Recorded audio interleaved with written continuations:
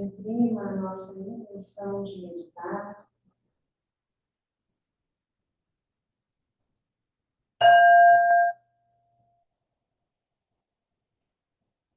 Então, nós vamos fazer uma inspiração profunda, ampla, consciente. E ao expirar, nós buscamos um ritmo respiratório que seja um pouco mais lento que o nosso ritmo de dia a dia. Fazendo assim mais presença e consciência para esse momento.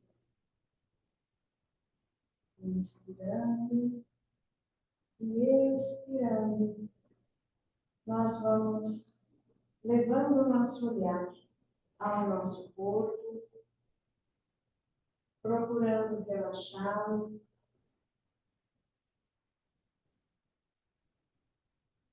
as nossas emoções, procurando serenizá-las, e a nossa mente, procurando aquietar. De forma que, nesse momento, essas três atividades contribuem com a nossa meditação, não ocupando a nossa atenção. Então, nós levamos o nosso olhar ao ponto entre as nossas sobrancelhas, o nosso centro ágil, e construímos nesse ponto uma estrela dourada de 4 pontas, simbolicamente representando a integração das forças da personalidade, sensoriais, emocionais e mentais. E a partir dessa integração, nos é possível acessar níveis de consciência mais profundos e mais elevados. Então, nós visualizamos, partindo do topo da nossa cabeça, um fio de luz dourada, o Antakarana, que se dirige a um pequeno sol de luz branca azulada, simbolicamente representando a nossa alma, a nossa expressão mais profunda, o nosso eu superior. Então, nós escolhemos trilhar esse caminho e nos dirigimos à alma. E vamos, ao longo desse caminho, desenvolvendo o hábito e a habilidade de nós nos relacionarmos com a sua expressão, que se manifesta em valores, qualidades e virtudes espirituais. E dentre tantas e tantas energias espirituais, nós percebemos que 3 se destacam: a luz, o amor e a vontade para o bem.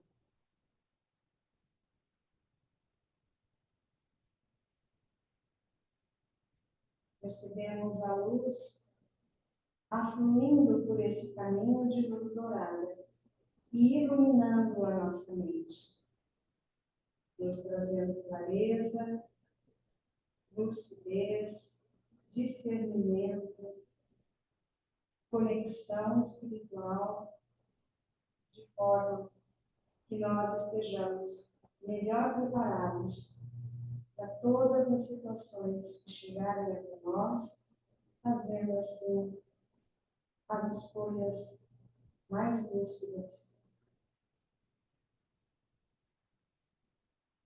Percebemos o amor afluindo por esse cordão de luz dourada, impactando o seu corpo de expressão, purificando o nosso emocional, harmonizando, e nós vamos nos tornando menos reativos, mais compassivos, de forma que nós possamos compreender empaticamente cada situação que se apresentar nessa noite para nós. E dessa forma, a vida espiritual, a vontade para o bem, também aflui por esse cordão de luz dourada. Cada célula do nosso corpo, em saúde, em vitalidade, em bem-estar, de forma que nós possamos expressar de forma saudável cada vez mais o nosso propósito de vida, a vontade para o bem. E assim nos colocamos a serviço do amor na noite de hoje.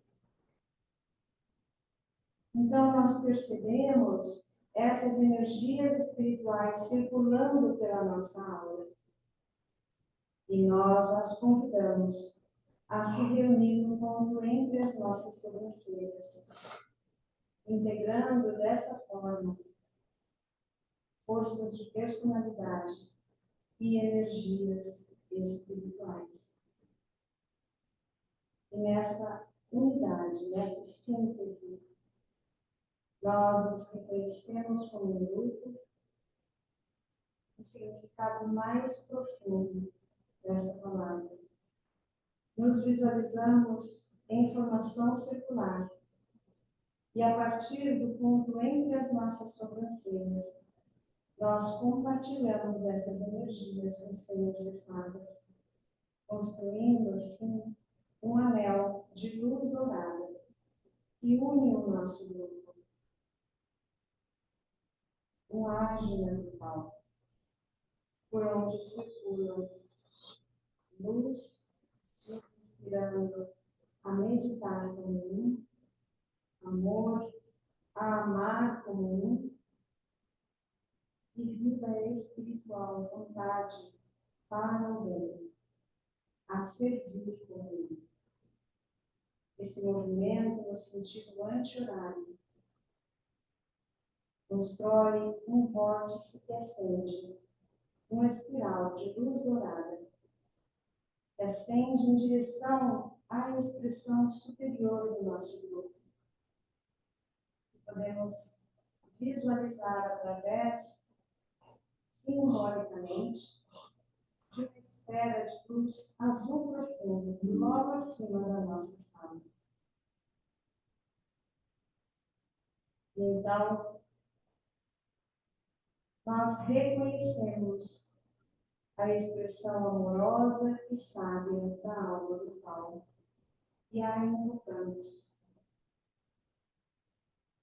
E a alma una responde à nossa invocação, evocando a sua energia de amor e sabedoria, que aflui por esse espiral de luz dourada que abarca todo o nosso grupo.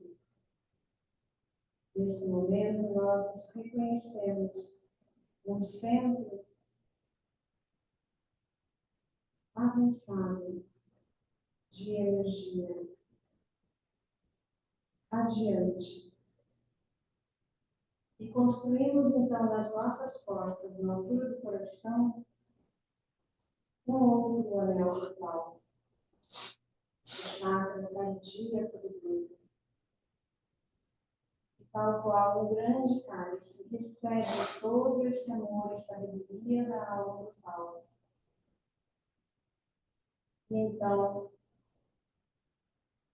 nós irradiamos essa qualidade a toda essa casa, a todos os seus trabalhadores, em todos os dias. Na noite de hoje, a todos nós que estamos aqui e a todos os nossos irmãos que gostariam de estar aqui trabalhando conosco hoje, e que por algum motivo não puderam estar. Irradiamos a todas as salas, ao acolhimento, à recepção, às entrevistas, ao passe e a cada uma das salas de atendimento. Irradiamos essa qualidade amorosa a cada um que chegar até essa casa na noite de hoje. Nessa qualidade de amor que nós iniciamos os nossos atendimentos da noite. Então, nós fazemos uma inspiração profunda, ampla, e ao expirarmos, reabrimos os nossos olhos.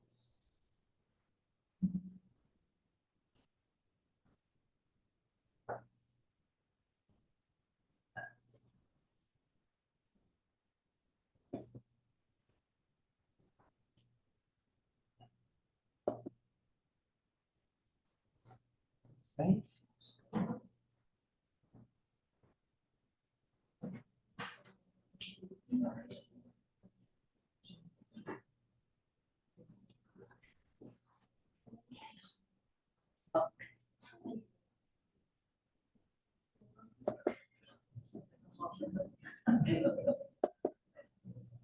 Não está funcionando?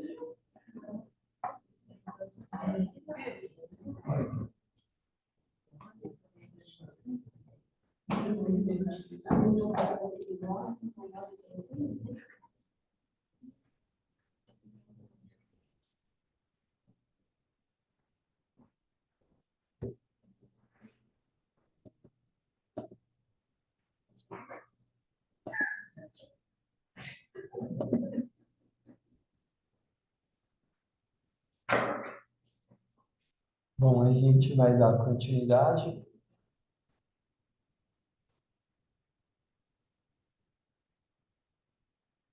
ao nosso estudo das regras para o solicitante. A gente hoje vai estudar a regra 8.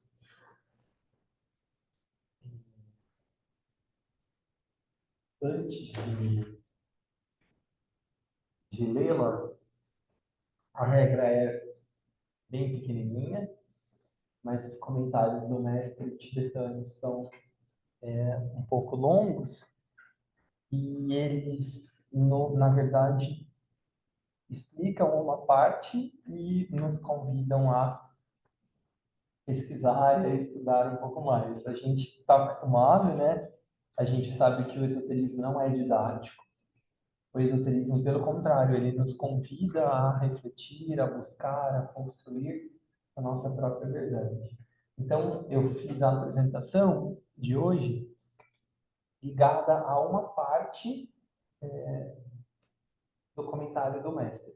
As outras partes, eu acho que a gente pode só conversar, né, e talvez fique claro. Agora tem uma parte que nem para mim estava clara, então o que eu trouxe também, na verdade, é fruto de uma pesquisa que eu fiz e que eu procurei corroborar com a ajuda, eu sempre falo, né, da doutora Lisa Love, é uma médica norte-americana que eu gosto muito, e é uma estudante do esoterismo há muitos anos.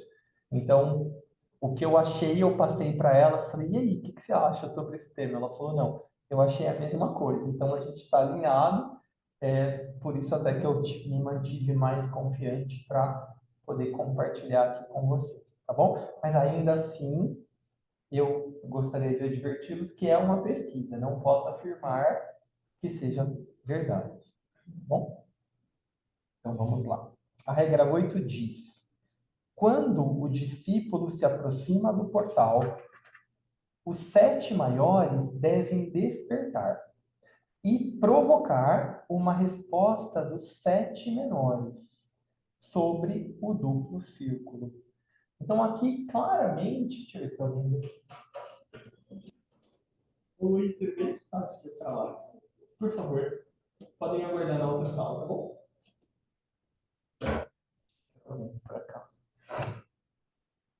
Claramente, aqui, essa regra ela é tirada, como eu já falei, do antigo comentário, e ela pode ser interpretada de diversas formas, mas naturalmente a gente pode pensar em 7 maiores, a gente pode pensar nos 7 chakras principais e despertar os 7 menores ou provocar uma resposta dos 7 menores, a gente pode pensar que são as glândulas, por exemplo, a eles associadas. Mas aí o tibetano vai trazer outras informações aqui que vão tornar a nossa reflexão mais rica. Ele diz assim: essa regra é muito difícil e contém em si elementos perigosos para o homem que começa a trilhar prematuramente o caminho final. Então, o tibetano inicia o comentário com um alerta, né? É difícil e pode ser perigosa. Então, a gente já fica um pouco mais atento aqui. Literalmente, ele pode ser assim interpretado. 2 pontos. O comentário, né? O candidato à iniciação deve, de certo modo, desenvolver a vibração dos 7 centros da cabeça. Aí que começou a minha peregrinação. Porque dentro de tudo aquilo que eu estudei, eu não... E na obra da Alice Bailey não há nenhuma referência às 7 chakras da cabeça. Não há, posso garantir para vocês. E nem nas obras da Blavatsky, que são as minhas maiores fontes de estudo. Então, eu fui procurar em outras correntes do pensamento védico. O pensamento védico ele é mais difícil para a gente do que o pensamento cristão ou budista, porque dentro do hinduísmo há diversos sábios, é uma das religiões mais antigas, a gente tem textos de 5.000 anos antes de Cristo, que são aceitos porque correspondem a a certas bases dessa doutrina de pensamento, mas eles são muito diferentes entre si. Então, a minha pesquisa foi em textos dos antigos Vedas e do sistema Yogi de chakras. E ainda assim não havia uma coerência entre eles. Então, o tibetano trouxe essa Drove this Bomb aqui pra gente. 7 centros na cabeça. Vamos lá, então, né? E assim lançar a aumentada atividade vibratória para a aumentada atividade vibratória os 7 centros no corpo do planetário. Então, o que o tibetano quer dizer aqui? Que esses 7 chakras que estão na cabeça devem ser os guias e aqueles que devem, então, aumentar ou potencializar a atividade vibratória de todos os outros chakras ao longo do corpo. Então, trocando em miúdos, o que ele quer dizer, né? Para a gente despertar a luz na cabeça. Isso é o mais importante, tá? Depois a gente vai ver cada um desses 7 centros da cabeça, mas basicamente ele está chamando atenção para isso. E por que pode ser perigoso? Então a gente vai ver aqui o que ele vai falar. Afetando também, através da vibração recíproca, as 7 glândulas do corpo físico, que são inevitavelmente estimuladas quando os 7 centros se aproximam de sua máxima vibração. Não é necessário ampliar esse ponto, além de assinalar que, como os 7 centros na cabeça, ao se tornarem capazes de responder à alma, se tornam então o seguinte, aí ele chama, ele considera um centro como a cabeça, então aqui ele não faz distinção de centro coronário ou centro ágira, ou esses outros centros que compõem o 7, ele chama de apenas o centro da cabeça. Aí ele chama de o segundo centro, o centro do coração, o terceiro da garganta, o quarto do plexo, o quinto da base da coluna, os dos órgãos reprodutores, e ele chama atenção para o chakra do baço. Né? A gente sabe que dentro do esoterismo, dentro de várias correntes de pensamento, o baço em inglês é spleen, né? Uma dos nomes do chakra do plexo solar é esplênico, centro esplênico, faz uma referência ao baço, mas ainda assim aqui o tibetano separa, ele coloca um chakra só do baço. Não no sistema natural de chakras, mas quando vai acontecendo esse processo pré-iniciatório. Então, aqui, né, não quero confundir. Tem lá aquilo que a gente entende com os 7 chakras normais, né, e ligados às 7 glândulas. Então, é isso que é assim mesmo que o esoterismo ensina. Nesse momento, a gente está falando de um momento muito específico pré-iniciatório. Então, aí, quando ele chama atenção para isso, ele está dizendo que há um outro fluxo energético preparatório para a iniciação. Então, é importante a gente não confundir, né? Esses 7 pontos aqui não são os 7 chakras. Os 7 chakras continuam aqueles que a gente conhece já há algum tempo. Mas, no momento preparatório para a iniciação, há uma outra construção de um fluxo energético especial para esse momento. Qualquer iniciação. Qualquer iniciação.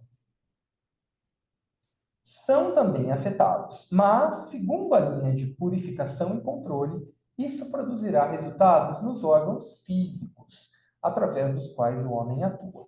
Para ilustrar, o homem pode, então, transferir conscientemente o fogo e a energia criativos dos órgãos reprodutores para a garganta. Isso é o que acontece no momento da primeira iniciação. Quando o indivíduo passa pela primeira iniciação, no momento em que o cetro é colocado, ocorre uma transferência da ênfase do chakra sacro para o chakra da garganta. O que isso quer dizer simbolicamente? Que o processo criativo, né, sexual vai para o processo criativo mental, né, de criatividade mesmo como a gente conhece. Então, isso simbolicamente tem a ver com a nossa capacidade de criar em outras esferas, de cocriação. O indivíduo que passa pela primeira iniciação, ele tem a certeza clara de que ele é um ser espiritual habitando corpos materiais. E isso faz dele, naturalmente, dentro da sua capacidade, que ainda é extremamente limitada, mas já faz dele um co-criador. Por quê? Porque ele começa a colocar todos os seus recursos para o seu propósito divino. De novo, ainda da maneira como ele enxerga, ainda cheio de distorções, mas naturalmente é um turning point, como a gente costuma chamar. Naturalmente a sua vida já tem um direcionamento para a espiritualidade dentro de si, tá? Então, isso acontece já nesse momento da primeira grande iniciação. Ou, né, na segunda, através do controle consciente do coração, produzir uma elevação de ânimo também no corpo físico. Isso não será alcançado, aqui ele chama atenção, através das práticas de Hatha Yoga, nem concentrando a atenção nos órgãos do corpo físico, mas através do desenvolvimento do controle pelo Deus interno. Então, não adianta a gente fazer certos exercícios específicos, né, para promover essa transferência do fluxo. Esse é um processo que acontece a partir dos níveis da alma. É só a nossa alma que tem clareza de que ponto do caminho que a gente está. E aí, então, a partir dessa clareza, é possível uma organização desse sistema de centros ou chakras. Assim, do ponto de cá, onde a gente está, limitados, é importante a gente não cair nesse tipo de exercício. A gente focar, a gente pode fazer Hatha Yoga, a gente pode fazer exercícios respiratórios, não é nada disso. Mas é importante a gente saber que quem vai fazer esse ciclo, né, quem vai fazer esse fluxo é a alma. Então, o nosso interesse sempre deve ser voltar a atenção para a expressão dessa consciência, através da nossa mente, através do nosso coração e através do nosso propósito. Ou seja, a chave para que a gente consiga, de forma segura e efetiva, transformar os nossos veículos materiais é buscando um contato cada vez mais consciente e frequente com a nossa própria alma. Não há atalhos. É importante a gente pensar nisso. O solicitante, por isso, aplicará todas as suas energias no desenvolvimento da sua vida espiritual, a qual será a expressão, perdão, do correto pensar, da meditação e do serviço. Então, o tibetano sempre chama atenção para a gente que um desenvolvimento correto e seguro espiritual se baseia nesse tripé: meditação, estudo e serviço. Não adianta. Se a gente não escorregar um dos três, cai, né? Vai desmontar a nossa mesinha e a gente vai ter um trabalhinho para reconstruir esse tripé. Então, lembra sempre: meditação, estudo e serviço. É isso que ele tiver que fazer. Exatamente. Através do profundo estudo de tudo que deva ser conhecido com relação à energia e seus pontos focais, ele, a alma, né, coordenará a sua vida de modo que a vida possa fluir através do discípulo. Este estudo somente pode ser desenvolvido com segurança atualmente no trabalho mental. Então, aí ele chama atenção de novo para a importância do serviço em grupo. Né? Hoje, as regras já estão mais pendendo para uma era aquariana. A era aquariana é uma era grupal. Então, o ensinamento diz que atualmente as iniciações só têm se feito em níveis grupais.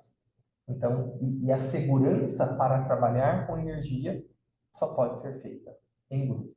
Quer dizer, não é que só, mas no nível que a gente está, o risco é muito grande de a gente não saber lidar com isso, de não ter um instrutor correto, de não ter o tipo de meditação correto.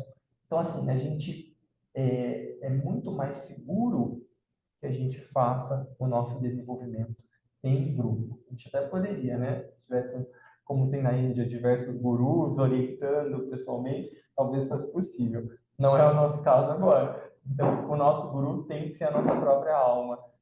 Ainda mais aqui no Ocidente, como estamos encarnados nessa vez. Então, o trabalho em grupo oportuniza efetividade e segurança. É importante a gente lembrar disso.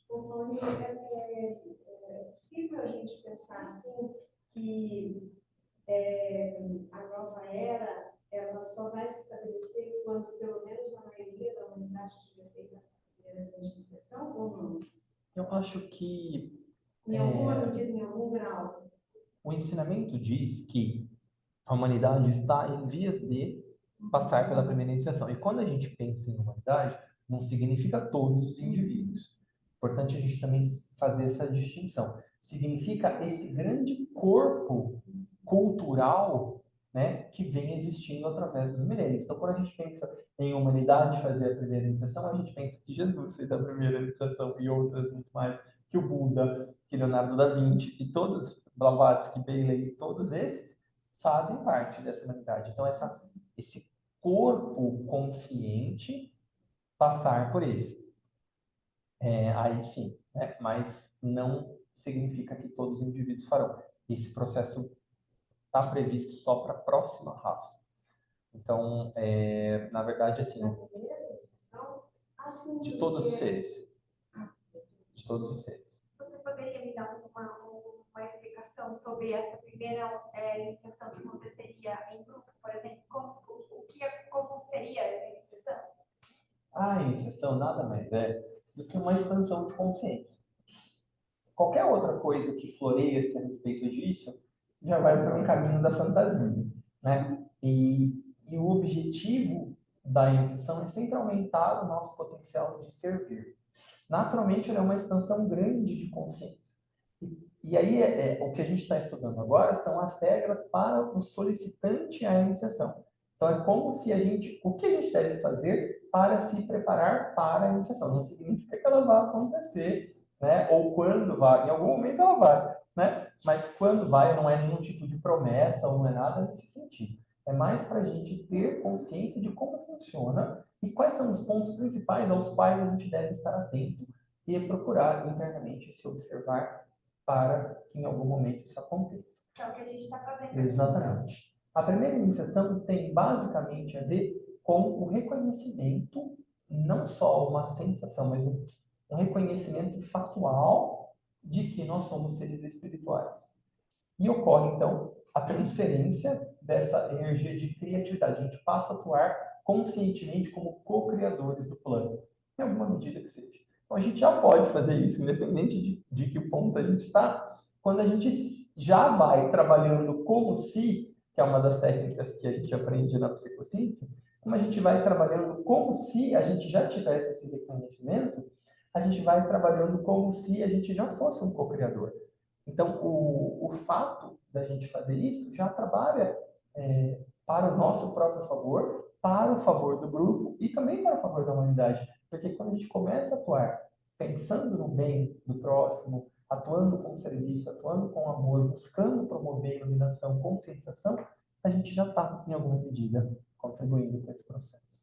Esse movimento, teoricamente, ele já está acontecendo, está muito mais latente agora, porque a gente começa a encontrar outras pessoas que pensam como a gente, com essa expansão. Até pouco tempo atrás, dificilmente você conseguia encontrar com essas pessoas e conversar sem acharem que você estava louco, né? Quinta dimensão, vamos, né?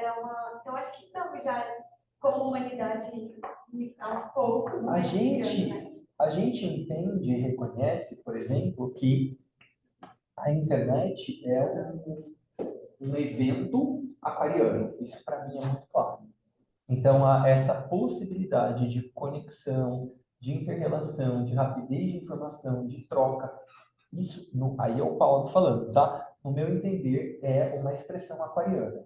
Como vai ser usado depende da consciência de cada um, né? Do que a gente entende, da nossa vontade, de como os nossos corpos respondem a essas possibilidades que se apresentam.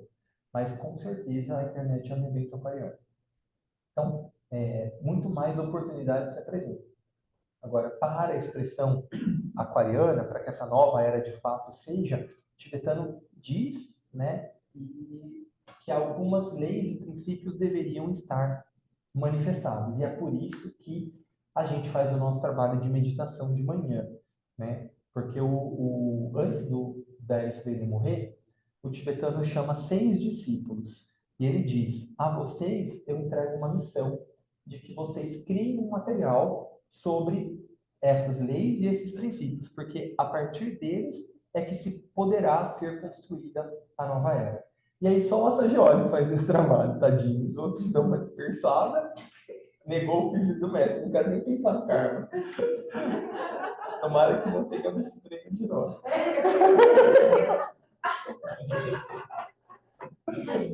Mas o Assagioli faz esse trabalho. E ele cria, junto com duas outras pessoas muito próximas, ele cria o que é chamado de caderno de meditação criativa. E o que isso acontece? Diversos grupos ao redor do mundo estudam os anos 1, 2 e 3, e esse estudo ele é ordenado bimestralmente. Então, em janeiro e fevereiro, a gente estuda a lei das corretas relações, no mundo inteiro, independente do ano, do país, do fuso horário, do dia de reunião. Março, abril, a lei das corretas relações humanas. Depois, perdão, o princípio da boa vontade. Aí depois, a lei do empenho grupal e depois o princípio da unanimidade. Depois estuda a lei da aproximação espiritual e o princípio da divindade essencial. Então, o tibetano diz que para que a nova era exista, em alguma medida a humanidade tem que responder a essas leis, corretas relações, esforço e empenho grupal. Por isso que a gente se reunir em grupo é tão importante, além de tudo. O nosso próprio desenvolvimento é uma construção cultural, civilizatória, aquariana. Então, é essencial que a gente tenha uma vida grupal de desenvolvimento de consciência, não necessariamente uma associação grupal, mas um empenho de servir grupalmente, e com todos os desafios que isso acarreta, com todas as dificuldades, com todas as brigas e entendimentos que podem vir a acontecer, mas ainda assim a gente persistir nisso, né? E a lei da aproximação espiritual, que é o quê? Justamente, faz muito sentido, que a lei da aproximação espiritual, o que é? É eu reconhecer que existe uma lei que promove aproximações graduais, das quais a iniciação é um dos efeitos. Percebe? A gente, né, ao longo da história, os místicos buscaram a iniciação, mas ela é um efeito dessa lei. Uma vez que eu trabalho, conheço essa lei de aproximação, espiritual, que é regido por quê? Por um princípio. Qual é o princípio? A divindade essencial, ou seja, dentro de cada ser humano há uma essência divina. E se há uma essência divina em cada ser humano, obviamente, essa essência vai promover um movimento de conexão, que é, esotericamente falando, a construção da Otakayana. Então, a iniciação é um efeito dessa lei. Então, o Assagioli fala aqui, o Assagioli não, o tibetano fala que a gente deve trabalhar, por isso que esse trabalho de meditação criativa é tão importante, porque diversos grupos ao redor do mundo fazem em diversos países na mesma sintonia, nos mesmos meses. Então, é uma forma de unificar forças, é uma forma de promover a aproximação espiritual, é uma forma de produzir empenho grupal, é uma forma de produzir corretas relações. Mas vamos lá, senão a gente não termina hoje. Só tem 5 minutos. Onde? Nem começou ainda. O solicitante, então, por isso, aplicará todas as suas energias no desenvolvimento da vida espiritual, a qual será a expressão do correto pensar, meditação e serviço. Essa parte a gente já leu. Através do profundo estudo de tudo que deva ser conhecido com relação à energia e seus pontos focais, ele coordenará a sua vida de modo que a vida do espírito possa fluir através dele. Este estudo somente pode ser desenvolvido com o trabalho grupal, isso aqui a gente já falou, né? E sob a direção de um instrutor, no caso, não vai ter. Então, a gente vai ter que ser nós mesmos os nossos instrutores. E claro, eu estou brincando, mas a gente vai se apoiar naqueles que vieram antes de nós e que trazem um material de estudo coerente, porque estudo tem muito, né? Tem muitos autores, tem muitos livros, tem muitos canais, mas eu penso que para nossa segurança a gente deve se apoiar naquilo que é mais experimentado, naquilo que como obra, como conjunto de obra, parece mais coerente, penso eu, tá bom? Os discípulos comprometer-se-ão a não permitirem experimentações em suas vidas, nenhuma descuidada vulgaridade com os fogos do seu corpo. Ou seja, cara, faz o que tem que ser feito, não fica inventando moda, você vai chegar no lugar. Simplesmente aplicar-se-ão uma compreensão teórica e, de novo, uma vida de serviço. Então, não tem como escapar de uma vida de serviço. Os centros, então, desenvolver-se-ão naturalmente, enquanto o solicitante se decide a amar perfeitamente seu irmão, na verdade e de fato a servir devotadamente, a pensar inteligentemente e a manter uma estreita observação sobre si mesmo. Então, de novo, aqui alguns hints, né? Algumas pistas aqui para gente. Amar perfeitamente seu irmão, óbvio que é um processo, né? Servir devotadamente, pensar inteligentemente e manter uma estreita autoobservação. Vigilância, né? Trazendo para as palavras do Cristo. Ele também registrará tudo que em sua vida interior lhe pareça relacionado com a evolução dos centros. Este registro pode ser apreciado e comentado pelo instrutor. Uma dedução procurada e a cota de informação assim ganha anotada para referência grupal. Então, tudo que eu percebo que em mim está funcionando, eu posso compartilhar com o meu grupo. Né? De novo, sob o caráter de experimentação. Certeza só o mestre tem. Né? Mas a gente pode sim compartilhar as nossas experiências, o nosso crescimento como referência. Né? Não como algo que a gente vai ter uma certeza absoluta, dogmática. Dessa maneira, muito conhecimento pode ser armazenado, agrupado e usado. O solicitante que faz mau uso do conhecimento, que se dedica a práticas buscando atalhos para o seu desenvolvimento, ou se concentra nos centros, inevitavelmente fracassará em sua tentativa de alcançar o portal. E pagará o preço em seu corpo, pelo aparecimento de loucura, condições neurastênicas e de enfermidades no corpo físico. Então, o mestre é bem claro nas suas advertências, e no que a gente precisa fazer procurar amar, pensar inteligentemente, servir, se auto-observar, que naturalmente os seus centros vão se desenvolver. Naturalmente, a gente vai conseguir êxito no nosso processo de evolução e, naturalmente, a nossa alma vai, então, nos apresentar como solicitantes à iniciação no momento que for oportuno, dentro do seu planejamento. Então, eu vou falar um pouquinho aqui dos nossos centros da cabeça, né? Da pesquisa que eu fiz. Vou até vir aqui um pouquinho. Estamos familiarizados com os chamados centros da cabeça, ágina e coronário. Isso para a gente já está normalmente a gente fala. Quem estudou com a gente o Cura Esotérica, no livro Cura Esotérica, o tibetano fala de um outro chakra menor, não é daqueles 7 principais, mas que se chama Alta Maior, e fica mais ou menos aqui. E tem dadas passagens do Cura Esotérica que o tibetano chama a atenção para a gente fazer um triângulo na cabeça. Lembra que a gente viu isso? E aí esse triângulo é formado pela conexão ou busca de unidade desses 3 centros. Tá? A gente vai ver um pouquinho o que eles fazem.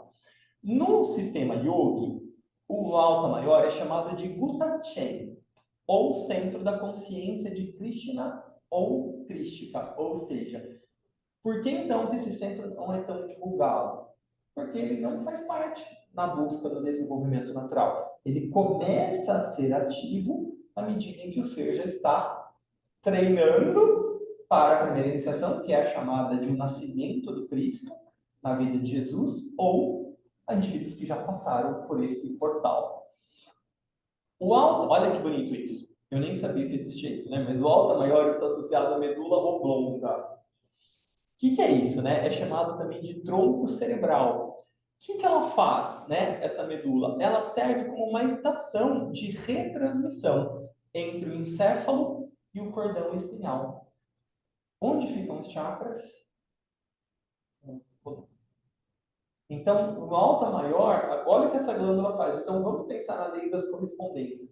O alta maior, ele já vai ser quem vai começar esse processo de despertar, que a gente entende aqui erroneamente como despertar da Kundalini. Isso é uma outra coisa, um outro momento, bem mais para frente na vida do iniciado. Mas olha que interessante, o alta maior já vai começar a preparar esse fluxo energético para vitalizar os outros centros, antes da subida da Kundalini. Um momento, ao longo de diversas encarnações, de transferência de energia. Tá? E contém os centros que regulam as atividades, essa medula, né? Sono e vigília, temperatura corporal, respiratória, vasomotora, cardíaca e reflexa. Tem a ver com o que é conhecido como samadhi, ou samadhi do yoga. Né? Então, indivíduos que, em alguma medida, acessam o samadhi ou samadhi, esse acesso é feito segundo o sistema yoga de chakras, quando ocorre a ativação, em alguma medida que seja, do alta maior. Tá? Bem interessante, né? Quando a gente pensa que a gente entendeu. Quando a gente pensa que a gente entendeu os chakras na visão esotérica, a gente está se achando, nossa, o máximo, aí vem uma bomba, assim, né? Ou Me senti seja, assim. ai, coitadinha, eu pensava que era isso. Eu me senti assim, na Eu verdade. pensava que era só isso. Não estou conseguindo nem organizar o sertão aqui. I know this feeling. Então, falando um pouquinho mais disso, né? Assim como construímos o Antakarana, o alta maior faz a ponte com o aspecto consciência dos chakras. Tá? Então é importante lembrar, aspecto de funcionamento vital, os chakras estão ligados a glândulas que estão aqui no nosso corpo, na parte frontal. Aspecto consciência, chakras ficam na coluna. Tá? Existe dois vórtices, né? Eles se comunicam frente e trás, mas é importante a gente saber. Aspecto consciência dos chakras, coluna vertebral. Então, olha que bonito. A continuidade da consciência é iniciada. Começamos a reconhecer de forma consciente que somos almas. O yogi pode entrar e sair conscientemente dos estados mais elevados de samadhi ou samadhi. Há vários estágios e graus diferentes e, portanto, funcionar nos 7 chakras principais 24 horas por dia, 7 dias por semana é algo alcançável só na quinta iniciação, que é o mestre da sabedoria, né? Então, deixa essa meta um pouco mais longe. Mas é importante a gente saber. Mas é importante a gente saber que a gente, por exemplo, a gente fez no ano passado um estudo sobre a morte. O que é a morte em termos de consciência? É uma continuidade da consciência. É você conseguir que a sua consciência seja contínua, independente do estado de vigília ou de sono. Então, quem faz isso? A gente nem falou isso no curso, né? Mas quem faz isso é o alta maior. A gente nem sabia, né? Eu sabia. Essa parte eu sabia. Essa parte eu sabia. Sabidinho, né? Só para deixar a gente levar. Não é isso. É que o alto maior eu já conhecia, né? Os outros que eu não sabia nada, real. Né? Esse aqui a gente já tinha estudado um pouco. Aí, então, o quarto chakra da cabeça, ele é chamado de Bindu Chakra. A ativação do Bindu Chakra traz, segundo aqui, gente, isso aqui é tudo pesquisa, tá? Não estou afirmando que é assim, por favor. É só eu pesquisei e estou compartilhando com vocês, tá? Não é algo que eu tenha domínio. Traz enorme criatividade e vitalidade. Por que algumas pessoas realizam tanto? Por que conseguem dormir tão pouco? No sistema yoga de chakra se diz que quando o chakra Bindu está ativo, né, acontece isso, eu escrevi errado. Acontece isso. Quando ele não está ativo, há uma letargia. E quando está hiperativo, diz-se no texto yoga que provoca hiperatividade e ansiedade. Então, de novo, né, aquilo que o tibetano chama a atenção, a gente reforça aqui. Né? Não temos concentrar-se nesse. Descobri, Paulinho falou de que é o Bindu Chakra, preciso ficar mais vitalizado. Vou me exercitar. Não, pelo amor de Deus. Porque o que acontece às vezes? O indivíduo descobre, porque alguém conta, ou estuda, ou lê, ou acha interessante, então começa a concentrar sua atenção nisso. E aí vai promover os efeitos contrários, né? Então vai provocar ansiedade. Por quê? Porque o desenvolvimento tem que ser holístico, tem que ser global, tá? Não adianta a gente pensar, eu vou concentrar nisso, porque o tibetano já leva. Então, ó, não queremos. Oi. Essa hiperatividade, ansiedade, tem alguma coisa com crianças que já estão nascendo assim? Ai, Minas, é muito difícil generalizar. Eu acho que, se a gente for pensar no momento que a gente vive hoje, acho que é possível. Mas eu acho que tem que ser cada caso. Porque senão a gente corre o risco de falar uma bobagem, sabe? Ó, por exemplo, essa imagem que eu peguei aqui é de uma corrente de pensamento de uma escola yoga. Então, reparem que ela chama atenção para o centro Ajna, para o Bindu, não fala do alta maior, por exemplo, e nem fala de outros. E fala do Talo Chakra, que é o quinto chakra, que é o próximo que a gente vai falar. Então, por isso que eu falei, mesmo dentre certos sistemas, não é claro isso. Mesmo nos Vedas. Isso. Porque, como eu falei, o Veda é uma coisa muito abrangente. Mas tem muitos Muito sábios, ampla. né? Cada um. Exatamente. Então, eles não há uma síntese. Eu só trouxe isso para vocês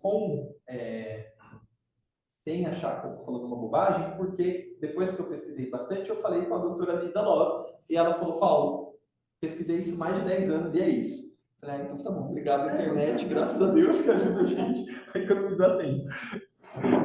Mas, enfim, só para vocês saberem, então mais ou menos ele fica aqui, ó, dá para a gente pegar entre o occipital e o não sei, como chama,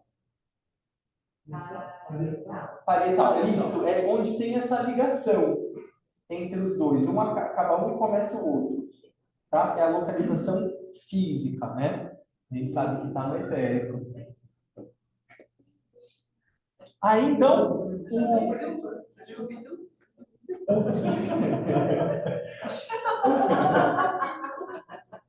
o quinto chakra, ele é chamado de Lalana Chakra ou Talu Chakra, que a gente viu naquela imagem, né, anterior. É um chakra menor, mencionado no sistema yogi. Olha que interessante, ele é localizado no céu da boca. Nos ajuda a controlar a fala, quando responder e reagir aos eventos ao nosso redor. E para fazer isso, curiosamente, precisamos controlar o nosso orgulho, a nossa vaidade, aquilo que a gente falou na semana passada, né? Na regra 7 do falar e calar. Também é interessante porque, dentro dos próprios exercícios de meditação, sempre dão essa dica para a gente: coloca a língua no céu da boca, que ajuda a calar a mente. Olha que legal, né? Então, por quê? Porque você está, em alguma medida, estimulando esse ponto do talo chakra. Todo mundo fazendo, não? Não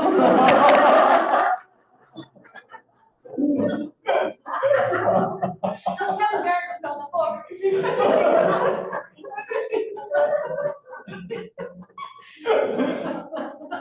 Então, ó, podemos interromper os pensamentos sabendo como posicionar a língua da maneira correta. Mas, de novo, né? De novo, a gente está brincando, né? A chave é lembrar que a consciência precede o trabalho do chakra. Então, óbvio que eu posso sim colocar aqui, vou fazer, mas o mais importante é como que se faz o controle do correto pensar. Aquilo que a gente falou um pouquinho na semana passada. Tá? Quem não assistiu, a gente tem gravado no nosso canal do YouTube. Porque, de novo, né? Tem que vir de cima para baixo. Eu vou passar rapidinho por causa do nosso horário. Aí. O rapidinho foi 8 anos na hora que você começou. Aí, tá. Ó, o sexto chakra é chamado de Manas Chakra. Manas é um nome oriental para mente, um nome sânscrito para mente, muito oportuno, né? O que chama atenção é o nome desse chakra, porque é mente em sânscrito. Alguns textos o colocam próximo ao ágina, um pouquinho para cima, né? E para dentro. Outros fazem referência, eu achei isso tão bonito, por isso que eu não podia não contar. Outros fazem referência a esse chakra como o chakra do coração. Então, tem literatura que fala o Manas Chakra está perto do cardíaco. Mas a maior parte diz que está aqui. Olha que interessante. Talvez, aí sou eu, né, Paulo? Talvez possa estar relacionado ao que comumente se diz que há dentro do chakra das 1000 pétalas, dentro do chakra da coroa, é dito no ensinamento indiano que há um mini chakra de 12 pétalas, que diz que é o número de pétalas do Anahata, do cardíaco. Então, a literatura indiana diz que há uma estreita ligação entre esses dois chakras. Eles são as portas da alma em expressão aqui no plano material. Então, achei interessante que talvez esse Manas Chakra, por essa ligação em algumas literaturas fazerem referência ao coração, ou a forma de pensar como o coração, possa estar relacionado com esse mini chakra que existe dentro do chakra das 1000 pétalas. Né? Aí eu coloquei, né? Ou talvez com o conceito tibetano de coração. No Tibete se diz que coração, se a gente for pegar a tradução literal, significa mente e emoção unificados. Então, a gente pode fazer uma hipótese aqui, né? Um exercício de pensar que o Manas Chakra é quem é responsável por esse pensar com o coração, por integrar mente e emoção. Importante lembrar que estamos apenas explorando algumas ideias aqui, tá? Você pode explorar por conta própria e também chegar às suas próprias conclusões. Isso aqui é a minha exploração, tá? E eu estou compartilhando com vocês. Esse chakra é conhecido como a sede da mente pensante, não mente concreta e também ainda não a mente iluminada, um ponto meio intermediário aí. Uma outra possível associação com o coração é que nos é orientado a aprender a pensar com o coração. Então, de novo, né? Aqui no Ocidente, por isso que eu falo muito que a gente precisa ser muito criterioso, porque as coisas são muito distorcidas quando elas vêm para cá, por conta de falta de experiência mesmo, de maturidade. Então, quando a gente pensa com o coração, a gente pensa com as emoções, né? Não tem nada a ver, percebe? Olha como mais profundo é isso. É pensar com o coração no sentido de pensar com o Manas Chakra que é a área, né, do nosso desenvolvimento de consciência que integra mente e emoção. É uma outra coisa. Um pouco mais adiante no caminho. Ainda que precisamos, a ideia é que precisamos trazer o coração ou o amor para a mente. Olha que lindo. Não basta apenas desenvolver a inteligência e o pensamento, mas sim utilizá-los a serviço do amor. De novo, né, o que o tibetano fala na regra? Várias vezes, a importância do serviço. Se não há serviço, não tem por que iniciarmos, né, nos candidatarmos à iniciação. Ela só existe para aumentar o calibre do nosso serviço. Então, de novo, o serviço está aqui, né? É dito nos textos yogis que este chakra, quando ativado, nos traz uma sensação de alegria infinita, mas também de dor infinita. Na lâmina tibetana, tá? Vou explicar por quê. Quando pensamos com amor, quando compreendemos quem realmente somos, a alegria se expressa por completo. Então, isso já é uma pista de primeira iniciação também, tá? E a dor citada não é dor, é compaixão. Né? Com um olhar para os reinos de manifestação no mundo dual e ver o sofrimento presente. Aí, olha que bonito, né? De forma muito similar ao que aconteceu na vida do Buda. E foi aquela dor que despertou a compaixão. Eu fiquei pensando se naquele momento o Manas Chakra dele não atuou, né? Quase chorei nessa hora. E eu nem sou tão emotivo. E o último... Para não poder parar mais. Sola Chakra é o último. Ele é também conhecido como Chakra da Felicidade. Diz que também está localizado um pouquinho mais acima do Ajna. Olha que bonito. Confere imortalidade física, jovialidade, resistência, a vitalidade a tal nível que pode trazer a vitória sobre as doenças e a morte. E pensando aqui, se o Cristo não pode ter feito isso nas suas curas, ressurreições, né? Um pouco mais elevado na espiral do que o Bindu Chakra. Lembra o Bindu Chakra, que era o quarto? Que falava que trazia vitalidade, não sei o que lá? Esse é um mais power ainda. Então, por isso que ele é o sétimo. Ele está um pouco mais adiante no desenvolvimento da consciência. Olha que bonito também. Nesse chakra também é dito que há a união entre Shiva e Shakti, né? Trazendo a bem-aventurança eterna.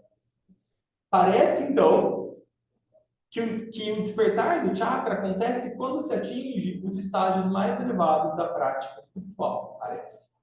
Permitindo ao indivíduo criar o que é conhecido como corpo de ressurreição ou de imortalidade.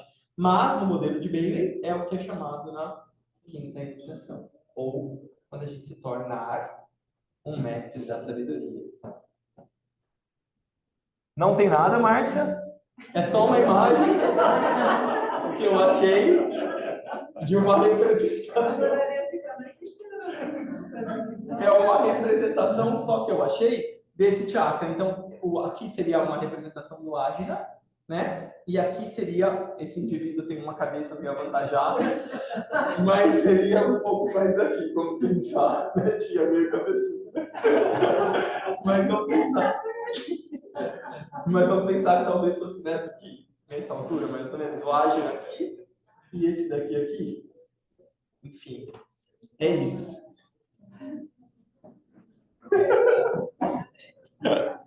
Muito legal, não é? Pesquisa, tia, porque isso aqui tudo pesquisa, tá? Não estou afirmando nada. Pessoal de casa, tudo bem? Vem muita loucura hoje.